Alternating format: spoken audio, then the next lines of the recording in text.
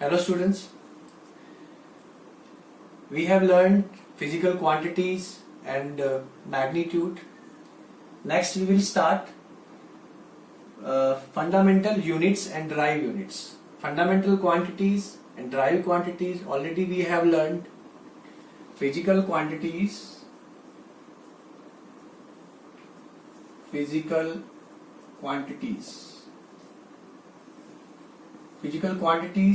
we have learned.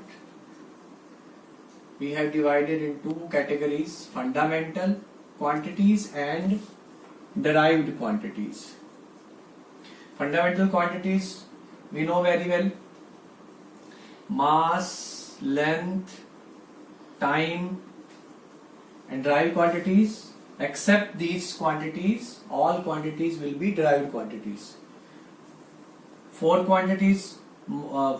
more quantities were added in fundamental quantities, already we have discussed. कौन सी थी? Electric current, temperature, है ना? तो इसी के बेसिस पे यूनिट्स भी बनाएंगे, fundamental units and derived units. ये तो थी क्वांटिटीज. अब इनकी यूनिट्स भी फिक्स की गई. The fundamental units means the units which treated as individual units. मतलब वो किसी से ना तो ड्राइव की जा सकती है, ना ही आगे रिजोल्व की जा सकती है. तो जो इनकी यूनिट्स थी उनको फंडामेंटल यूनिट्स बोला गया. कौन कौन सी? मास के लिए यूनिट्स हो गई किलोग्राम, लेंथ के लिए मीटर, टाइम के लिए सेकेंड्स. क्लियर? तो फंडामेंटल क्वांटिटीज की जो यूनिट्स होंगी वो फंडामेंटल यूनिट्स होंगी, जो आगे ड्राइव नहीं होंगी. ड्राइव यूनिट्स जो ड्राइव क्वांटिटीज की यूनिट होंगी, जैसे velocity, acceleration, work, power, force, है ना, जो इनसे ड्राइव होती है, तो इनकी जो यूनिट्स होंगी वो ड्राइव यूनिट्स होंगी. क्लियर? या एक और डेफिनेशन बना सकते हैं, the units which can be derived from fundamental that are called derive units. कैसे? देखो, वेलोसिटी है, वेलोसिटी का फॉर्मूला डिस्प्लेसमेंट अपॉन टाइम. तो डिस्प्लेसमेंट की unit, displacement will be length. तो लेंथ की यूनिट क्या है? मीटर. एंड टाइम की unit second, metre second. Clear? तो derive units means the units which can be derive from fundamental units, that is derive units. Clear? या drive quantities की जो units होंगी वो ड्राइव यूनिट्स होंगी. जो फंडामेंटल क्वांटिटीज की यूनिट्स होंगी वो फंडामेंटल यूनिट्स होंगी. ये इंडिविजुअल यूनिट्स है, इनको ना तो आगे रिजोल्व कर सकते हैं, ना ही एक किसी से और ड्राइव की जा सकती है. इंडिविजुअल खुद यूनिट्स होती हैं, इंडिविजुअल कुछ क्वांटिटीज होती हैं. आगे और ये हमने तीन बेसिक ली है, मास, लेंथ, टाइम, और भी 4, टोटल 9 फंडामेंटल्स हैं और 9 फंडामेंटल यूनिट्स हैं. 9 को छोड़ के 7 + 2, 9 को छोड़ के बाकी जो होंगी वो ड्राइव क्वांटिटीज होंगी, और उनकी जो यूनिट्स होंगी वो ड्राइव यूनिट्स होंगी. Clear? Now we will discuss next topic, unit system. अब इतनी सारी यूनिट्स हैं तो उनके लिए एक यूनिट सिस्टम बनाया गया. किस तरह से हम यूनिट्स को मेजर करें. सेंटीमीटर में भी मेजर कर सकते हैं, किलोग्राम में मेजर कर सकते हैं, मिलीमीटर में मेजर कर सकते हैं, पाउंड में मेजर कर सकते हैं. तो हम किस सिस्टम में उसको मेजर करना चाहिए. तो इन 1960, बिफोर 1960, तो 3 basic system were invented. 3 basic system invent किए गए कि यूनिट सिस्टम कैसे बनाया जाए, किसमें हमने इसको मेजर करें क्वांटिटीज को. इतनी सारी क्वांटिटीज हैं, तो उसके लिए क्या किया गया. We already have discuss one organisation, general conference on weight and measures. France के अंदर ये एक कॉन्फ्रेंस होती है, एक मीटिंग ऑर्गेनाइजेशन है जो ये डिसाइड करती है कि इसको इंटरनेशनल लेवल पे एक्सेप्ट किया जाए या नहीं, इस यूनिट को एक्सेप्ट करना है या नहीं.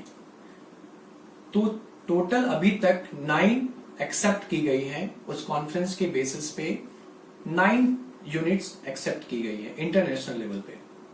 लेकिन इंटरनेशनल एक्सेप्ट करने से पहले कौन सा सिस्टम फॉलो होता था वो हम पहले डिस्कस करेंगे। तो सिस्टम ऑफ यूनिट्स,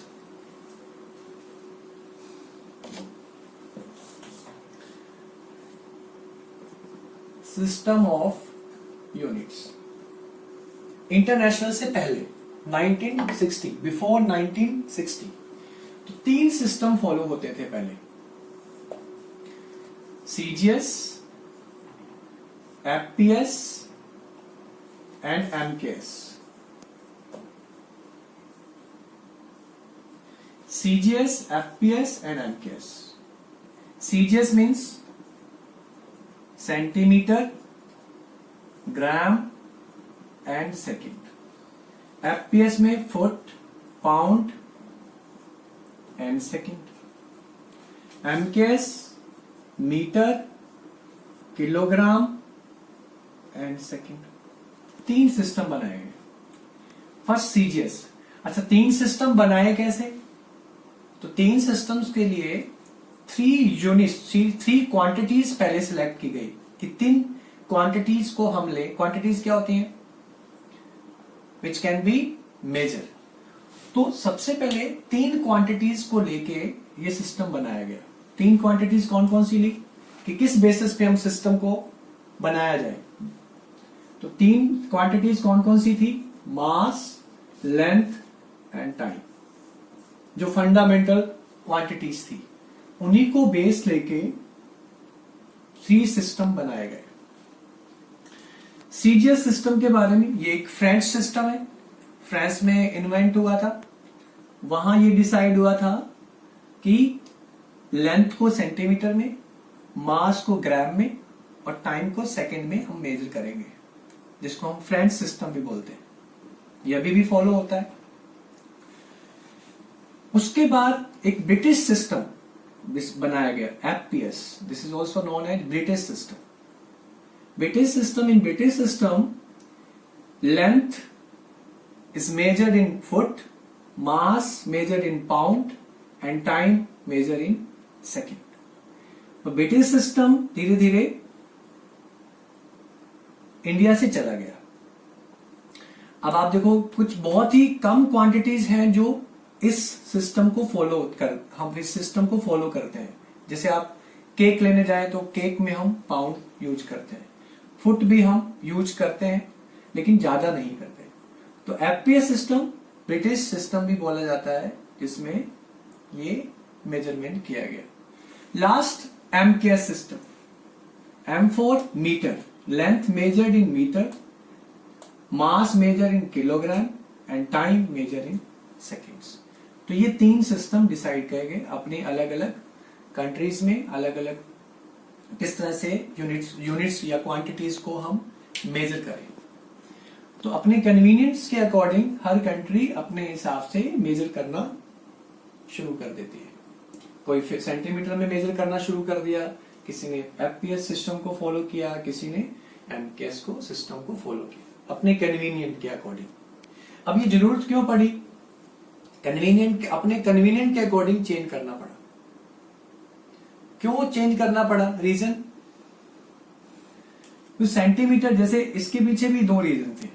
जैसे सपोज आपको किलोग्राम लिखना है, अगर मैंने 1000 ग्राम लिखा है, तो अगर मैं इस फिगर को कम करना चाह रहा हूं क्योंकि बहुत बड़ा फिगर है, तो मैं क्या लिखूंगा? 1 किलोग्राम। फिगर को कम कर दिया, इजी हो गया। छोटे कम फिगर में हमने उस क्वांटिटी को एक्सप्रेस कर दिया, 1 किलोग्राम।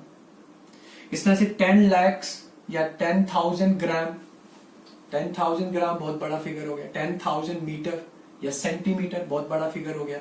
उसको रिड्यूस करने के लिए हमने इस सिस्टम को फॉलो कर सकते हैं, ताकि वो इजीली कम फिगर्स में यूज कर सके। जैसे 0.1 मीटर है, अब इसको आप इजीली करने के लिए 10 सेंटीमीटर कर दिया। तो अपने कन्वीनियंट के अकॉर्डिंग हमने सिस्टम को फॉलो करना शुरू कर दिया। क्लियर? लेकिन इंटरनेशनल लेवल पे ये एक्सेप्टेबल नहीं था, क्योंकि हर कोई अपनी कन्वीनियंट के अकॉर्डिंग सिस्टम को फॉलो कर रहा था। क्लियर? उसके बाद सिस्टम आया SI system, system of international. अब system of international, one organisation that is we already have discussed general conference on weight and measure. This conference decide the units which are acceptable as international level. So total 7 plus 2, total 9 units, physical quantities acceptable as an international unit. So SI system, system of international. Which quantities were included in SI system? So same, we are taking physical quantities and then symbols. So physical quantities we are taking 3 basic: mass, length, time, electric current, temperature, amount of substance, luminous intensity. Luminous intensity means intensity of light. Luminous intensity. ये 7 SI system में रखी गई, जो system international level पे जो acceptable थी ये units. इन्हीं को ही फंडामेंटल भी बोलते हैं। जो 3 हमने डिस्कस करी, मास, लेंथ, टाइम, बाकी जो बाद में हमने रखे हैं यूनिट्स, वो भी फंडामेंटल यूनिट्स में भी, फंडामेंटल क्वांटिटीज में भी हम उसको काउंट करते हैं। तो मास, लेंथ, टाइम, ये 7 बेसिक एसआई यूनिट, सबसे पहले 7 डिसाइड की गई। उसके बाद 2 और यूनिट्स डिसाइड की, जिसको हम सप्लीमेंट्री यूनिट्स बोलते हैं। सप्लीमेंट्री यूनिट्स जो बाद में डिसाइड की गई, वो कौन कौन सी थी?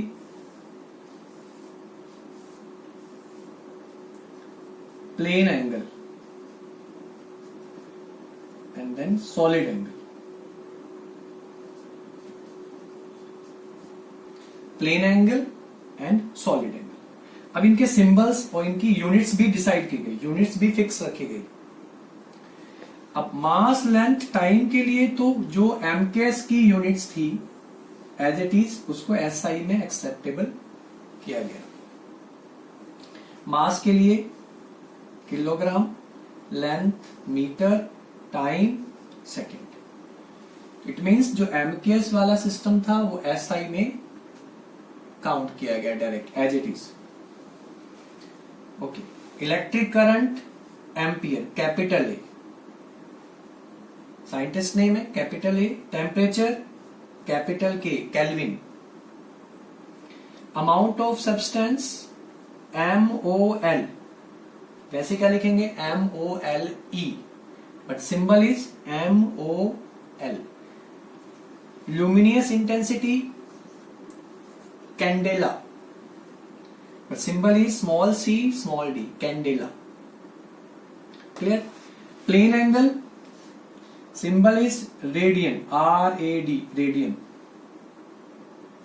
and solid angle SR, stay radian, stay radian. So these are the 7 plus 2 SI, 7 plus 2 physical units which are included in SI system. SI system is system of international. So these symbol we will use in all the quantities, all 7 plus 2 quantities, kilogram, meter, second, and you know very well ampere, Kelvin, mole, CD. Luminous intensity means intensity of light we measure in candela in SI system. Okay, what is plane angle? Now we discuss these two units, plane angle and solid angle. What is plane angle? Plane angle means जो you know very well. Plane angle means suppose आपके पास एक square है, square की जो angle बन रहा है ये क्या है 90 डिग्री। तो दो लाइंस के बीच का जो एंगल हम जो डिस्कस करते हैं एंगल्स का, वो प्लेन एंगल होता है डायरेक्ट। दो लाइंस या दो साइड्स या दो एक्सिस के बीच का जो एंगल होगा, जैसे ये 90 डिग्री है, तो 90 डिग्री, ये 90 डिग्री, दो लाइंस के बीच का जो एंगल है वो प्लेन एंगल होगा। अब प्लेन एंगल 90 डिग्री है, तो डिग्री को हम रेडियन में कन्वर्ट करते हैं। तो रेडियन में कैसे कन्वर्ट करेंगे? 180 degree equals to pi radian. जो 180 डिग्री का एंगल होगा वो रेडियन में अगर उसको कन्वर्ट करेंगे एसआई सिस्टम में, तो वो आएगा पाई रेडियन। 360 हो जाएगा तो 2 पाई रेडियन। क्लियर? इसको और हम थोड़ा सा डिटेल में समझते हैं। Plane angle and solid angle. जैसे आपके पास एक सर्किल है, क्लियर? अब सर्किल में ये centre, these 2 points we are taking A and B, and when we join two lines from center to these 2 points, and these points, this is radius of circle, and angle made by the radius and arc, that is suppose theta. Okay, so theta we can write theta equals to, how will you find the angle? Angle equals to arc upon radius. So arc is AB upon radius is R. Clear? So suppose arc we are taking S. So S upon R. So both are length. S is also a length. R is also a length. It means theta is a unitless quantity.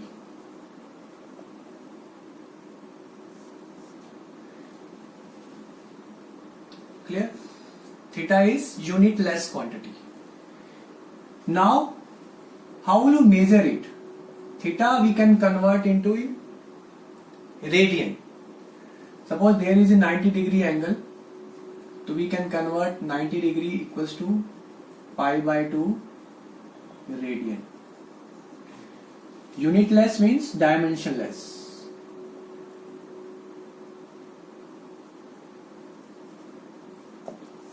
Dimensionless. We will discuss later on dimensionless and unitless. What is that?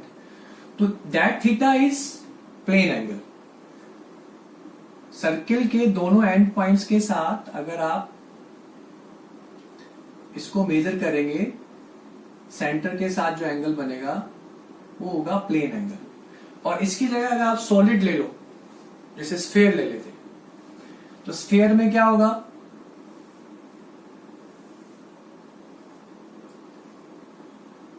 जैसे आपके पास एक ball है, ball का मैंने एक part ले लिया,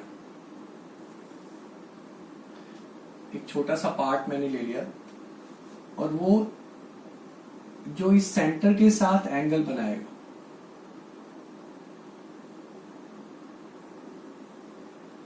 ये वाला जो एंगल हो, इसको बोलते हैं सॉलिड एंगल। ठीक है?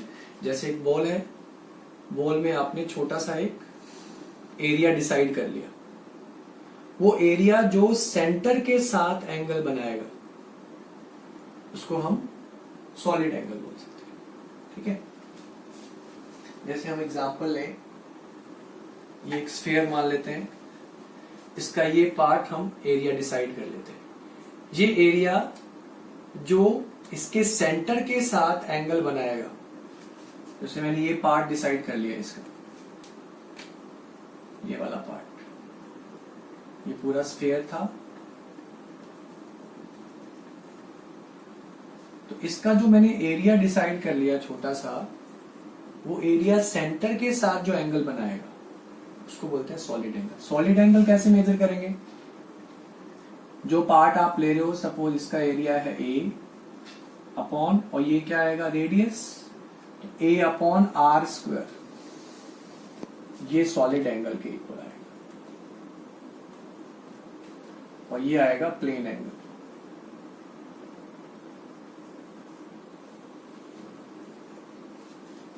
क्लियर?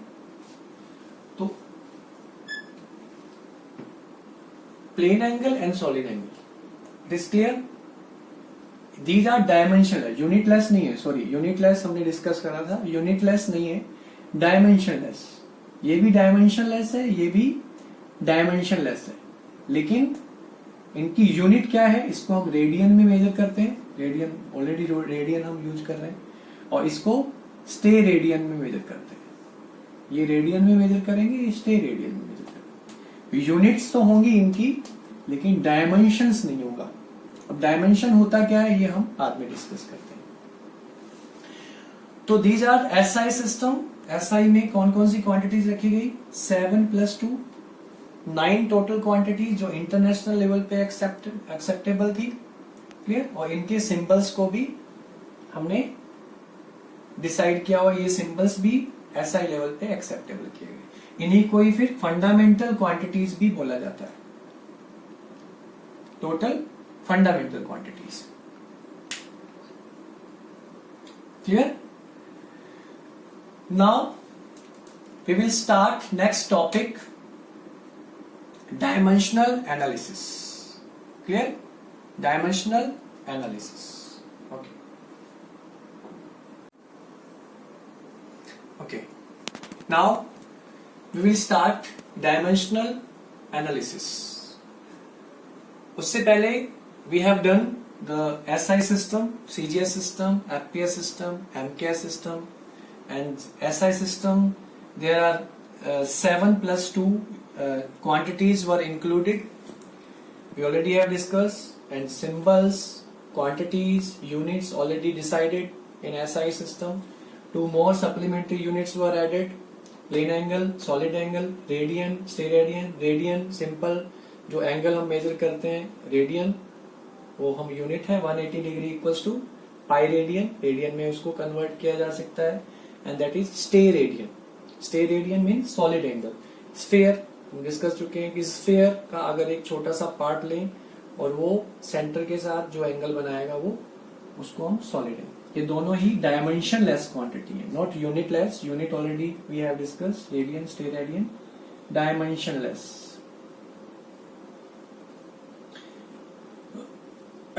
डायमेंशन लेस क्वांटिटीज ये हम डिस्कस करेंगे डायमेंशंस में। Clear? Now we come on most important topic, dimensional, very interesting also, dimensional analysis. Dimensional means we know that know this word we use in daily life. Dimensions, तीस का dimensions क्या है? जैसे इस room का dimension बताना है, इस वॉल्यूम, इसका अगर वॉल्यूम बताना है तो कैसे बताओगे? अगर क्यूबॉइड है तो length into breadth into height, square है तो लेंथ क्यूब। क्लियर? अगर आपको एरिया बताना है तो एरिया लेंथ इंटू ब्रेथ। अगर क्यूब का एरिया बताना है तो क्या बताओगे? स्फीयर का एरिया बताना है तो क्या बताओगे? तो जो ये चीजें हैं ये डायमेंशंस हैं कि वो चीज, वो क्वांटिटी, वो ऑब्जेक्ट किस चीज से मिलकर बना हुआ है। क्लियर? जैसे स्फीयर है तो 4/3, स्फीयर का वॉल्यूम बताना है 4/3 पाई आर क्यूब, वो उसका डायमेंशन है, मतलब उसके अंदर आर क्यूब, मतलब 3 बार उसकी लेंथ काउंट करेंगे। जैसे फॉर एग्जांपल ये कुछ डेफिनेशंस हैं जो हम याद नहीं रखेंगे, लेकिन इनको समझना है क्या है ये डायमेंशन। जैसे हम बात करते हैं स्पीड की, speed equals to distance upon time. Clear? तो स्पीड का डायमेंशन बनाना है हमें। स्पीड किससे मिलकर बना हुआ है? डिस्टेंस से बना हुआ है और टाइम से मिलकर बना हुआ है। तो हम इसका डायमेंशन बना देंगे। Distance is equals to length, तो L, हम यहां पे सिंबल्स यूज करेंगे, मास के लिए M, लेंथ के लिए L और टाइम के लिए T। जब आप डायमेंशन फॉर्मूला बनाओगे तो मास, लेंथ और टाइम के लिए MLT यूज करेंगे, और बाकी सिंबल्स हम यहां से ये वाले जो सिंबल्स हैं वो यूज करेंगे। किलोग्राम मास सेकंड यूज नहीं करेंगे डायमेंशन बनाने के लिए। ये बाकी सिंबल्स, बाकी क्वांटिटीज में यही वाले सिंबल यूज करेंगे, बट मास, लेंथ, टाइम के लिए हम यूज करेंगे MLT। जैसे फॉर एग्जांपल डिस्टेंस का डायमेंशन, इसको L symbol is L and time T, तो इसका डायमेंशन फॉर्मूला हो गया L t माइनस 1 t जब, तो दिस इज डायमेंशन फॉर्मूला। तो इसका मतलब लेंथ एक बार आ रहा है इसमें और टाइम भी आ रहा है, तो लेंथ और टाइम से मिलकर बना हुआ है, तो ये इसका डायमेंशनल फॉर्मूला हो गया। जैसे वॉल्यूम बनाना है, वॉल्यूम किसी का भी ले लो, क्यूब का, स्फीयर का, क्यूबॉइड का, length into breadth into height, clear. Length cube sphere का लेंगे 4/3 pi R cube, it means this is sphere का है 4/3 pi R cube, length into breadth into height, clear, या एल क्यूब। तो सबका dimension formula 4/3 pi, these are the constant values, ठीक है। r equals to length, LBH also equals to length, L cube. तो इन सबका dimension formula क्या होगा, r length, length को किससे सिंबल से, L क्यूब, तो L cube is dimension formula of volume, clear. तो डायमेंशन फॉर्मूला बनाने के लिए हमें ये वाली सिंबल्स को यूज करना है जो SI के अंदर इंक्लूड किए गए, लेकिन मास लेंथ टाइम के लिए हम सिंबल यूज करेंगे MLT, और बाकी सिंबल्स हम ये वाले यूज करेंगे। It means if you want to find out the dimensional formula, then how will you find it?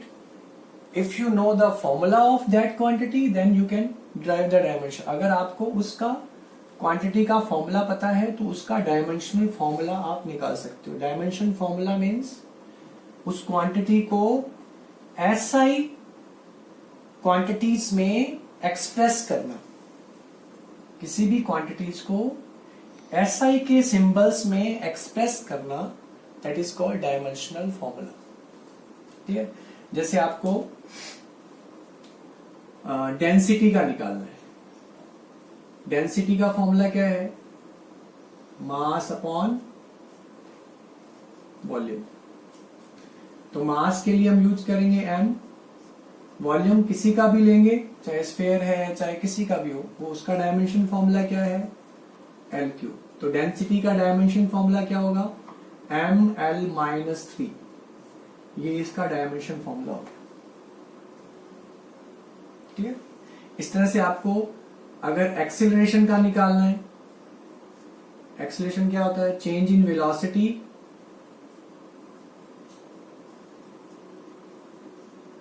Upon time,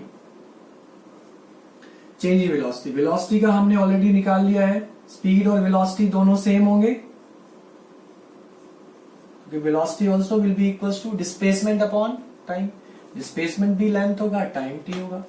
तो इसका हमने निकाल लिया है, कितना है, L(t-1) और टाइम अगेन t, तो डायमेंशन फॉर्मूला क्या हो गया, L(t-2), ये इसका डायमेंशन फॉर्मूला हो गया। डायमेंशन फॉर्मूला मीन्स इसमें लेंथ 1 टाइम है और टाइम 2 बार आ रहा है, तो मतलब ये किस किस से मिलकर बना हुआ है वो उसका डायमेंशन होता है, डायमेंशनल फॉर्मूला होता है। जैसे रूम किससे मिलकर बना हुआ है, इसका वॉल्यूम किससे मिलकर बना हुआ है, इसका एरिया किससे मिलकर बना हुआ है, फोर्स किस किस से मिलकर बना हुआ है। जैसे फोर्स निकालना है आपको, तो फोर्स का फॉर्मूला क्या होगा,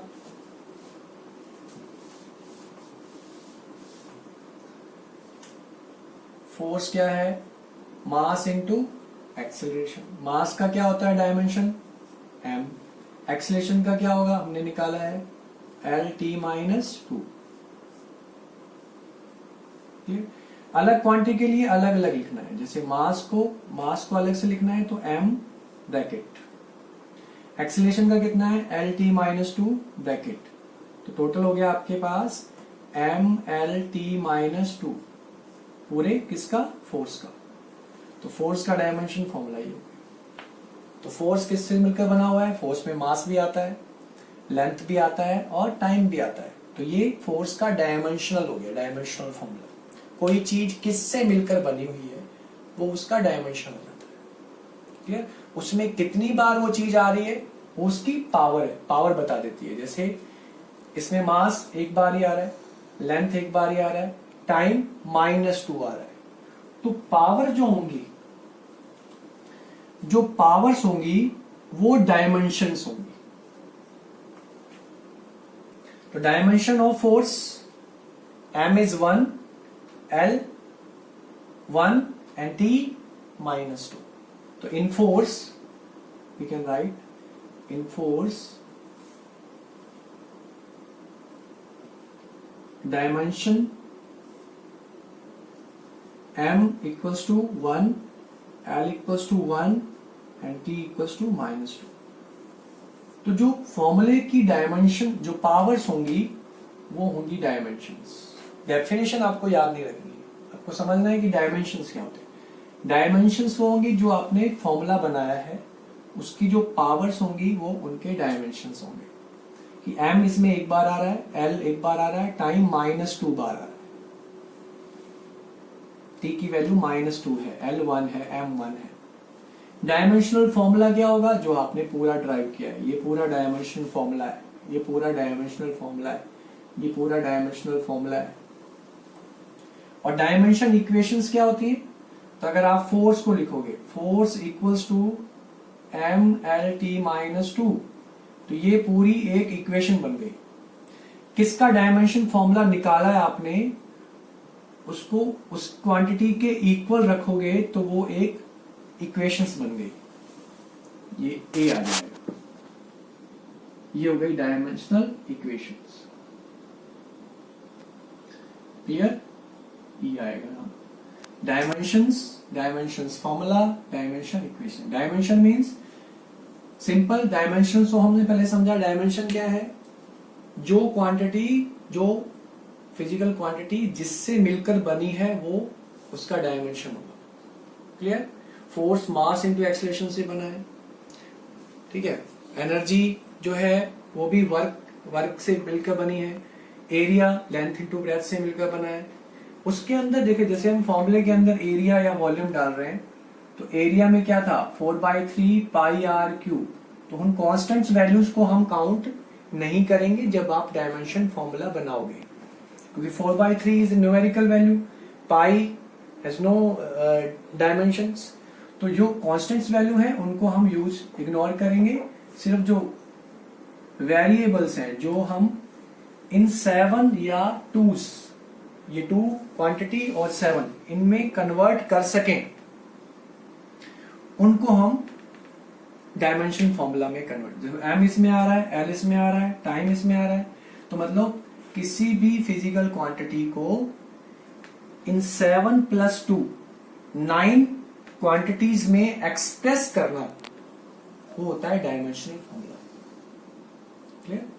किसी भी फिजिकल क्वांटिटी को इन 9 क्वांटिटीज में एक्सप्रेस करना, वो है डायमेंशनल फॉर्मूला। तो हमने जिस तरह से डेंसिटी का, तो हम डायमेंशनल फॉर्मूला कैसे बनाएंगे? आपको उसका नॉर्मल फॉर्मूला पता होना चाहिए। जैसे डेंसिटी मास अपॉन वॉल्यूम होता है, ठीक है, और फोर्स होता है मास इनटू एक्सेलरेशन, एक्सेलरेशन होता है change in velocity upon time.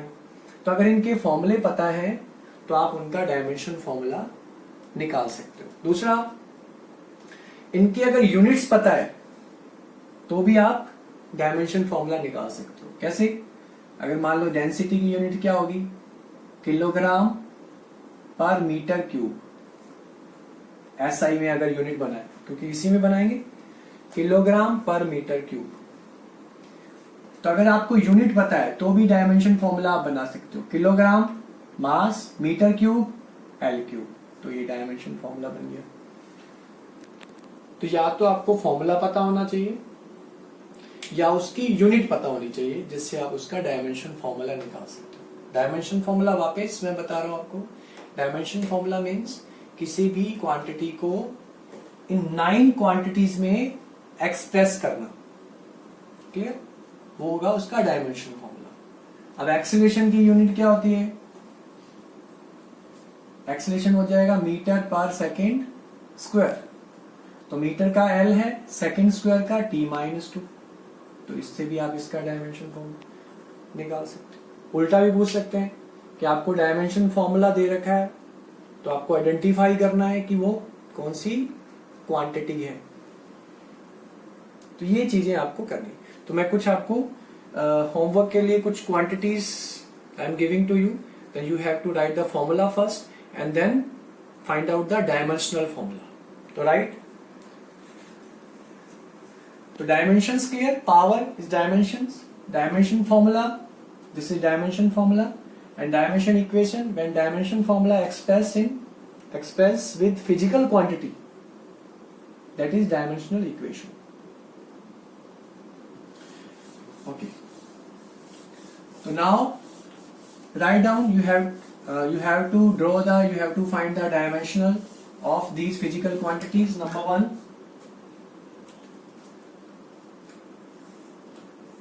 physical quantity formula and dimensional formula. Dimensional formula आपको ड्रॉ करना है. स्टार्ट करिए लिखना. Volume number 1, density we already have done. 3, speed और वेलोसिटी सेम डायमेंशन फॉर्मूला होगा.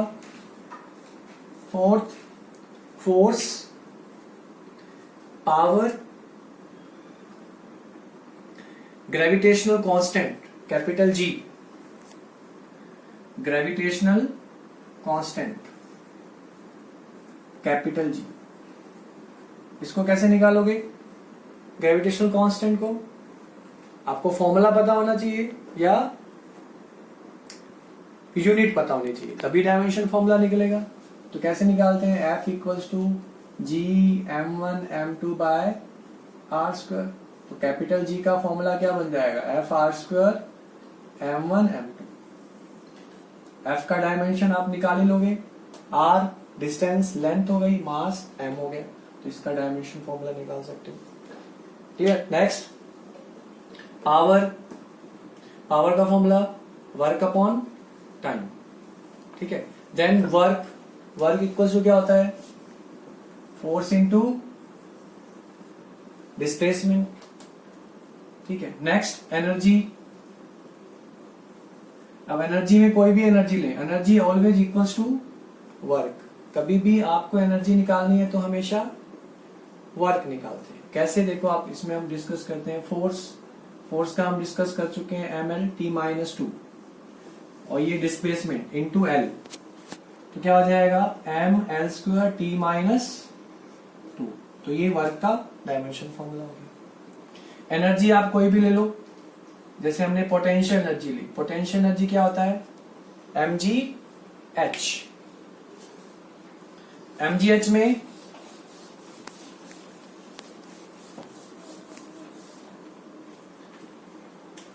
m को क्या लेंगे? Capital M. G acceleration. ये एक्सीलरेशन G अलग है, कैपिटल G और small g both are different. Small g acceleration due to gravity. जो एक्सीलरेशन का अभी हमने निकाला था Lt-2 इंटू h. h क्या होगा? L. तो क्या हो गया? देखो ml² t-2. तो जो वर्क का है वही एनर्जी का होगा.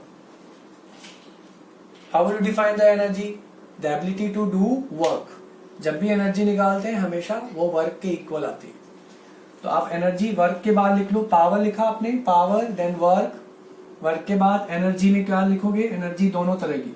Potential energy, second kinetic energy. Clear? Next, momentum. Next, resistance. Next, potential difference. इसके फॉर्मूले आपको पता होने चाहिए. रेजिस्टेंस का फॉर्मूला क्या होगा? R equals to ρl/A. Resistivity का formula rho equals to RA/L. In next video I will discuss the dimension formula of these quantity, but you have to try first. Density, okay. Resistivity, potential difference W upon Q, work upon charge. Clear? तो resistivity हो गया, potential difference हो गया. Next,